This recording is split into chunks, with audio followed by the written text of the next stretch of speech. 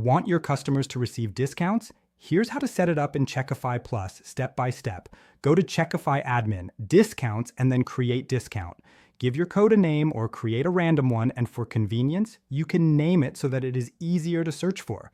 Choose discount type, manual or automatic, and select the type of discount, percentage or fixed amount.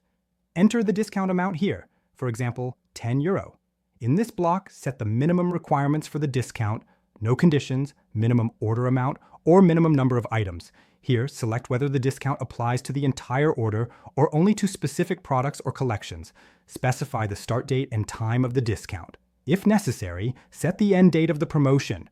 The discount works according to the account's time zone, which can be changed in the profile so that promotions start at the right time. The discount will automatically apply at checkout. No extra steps needed. Here's what it looks like when a customer places an order. If you found this helpful, save the video and message us if you want a guide to promo codes or time-limited promotions. And if you're selling on Shopify, you can run discounts on your own custom checkout page by signing up for Checkify Pro.